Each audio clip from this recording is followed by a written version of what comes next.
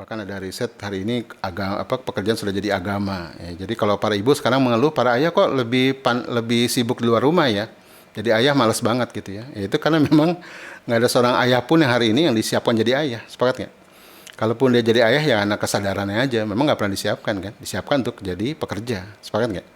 Ya, gitu ya. Jadi kalau para ibu hari ini mengeluh, suami saya Ustadz, jangankan didik anak Ustadz gitu ya, membersamai anak saja malas gitu ya.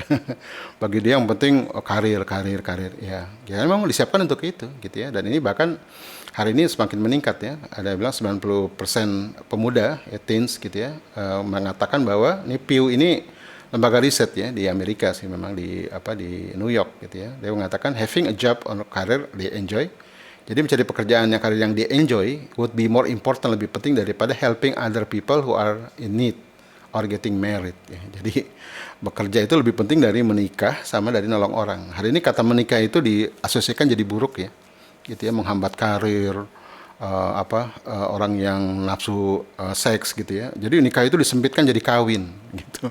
Pendidikan disempitkan jadi persekolahan, sepakat nggak? Gitu ya. Ayah ibu disempitkan jadi tukang nitipin anak. Jadi semua disempitkan itu makna-makna ini. Ya, ada rusak peradaban, ya kan? Ya, disebut dengan workism ini, ya, pekerjaan menjadi ism, menjadi Tuhan, menjadi religion, gitu ya. Jadi ini jadi dibilang workism is making American miserable, ya, jadi penderitaan, gitu.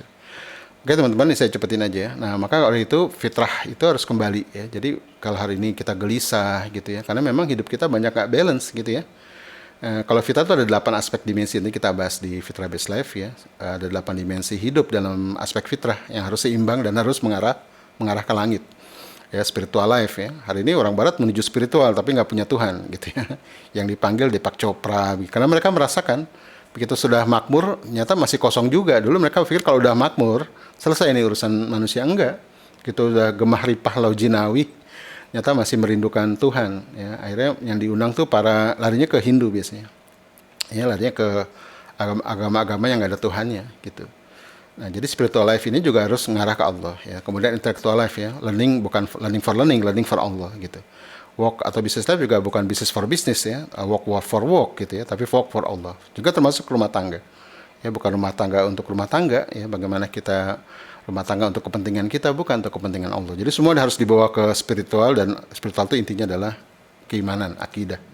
Nah, kalau sudah begitu balance hidupnya gitu ya. Kebayang nggak hari ini kan ada 8 dimensi fitrah, sementara pekerjaan itu kan cuma 1/8 ya kan. Tapi seminggu itu dalam 7 hari work life itu, pekerjaan hidup dalam dimensi bisnis atau work itu memakan 5 hari per 7 kan. Jadi 5 dari 7 hari dalam seminggu digunakan untuk work life. 2 harinya weekend ditumpuk tuh, ya enggak? Family life di situ, ngaji di situ, dakwah di situ, ya kan, sosial di situ. Ya, itu membuat kemudian unbalance ya, tidak imbalance, hidup yang tidak seimbang. Padahal kita diperintah oleh Allah untuk seimbang kan? Wal wazna bil qisti wala tukhsirul mizan. Ya, hidup untuk seimbang.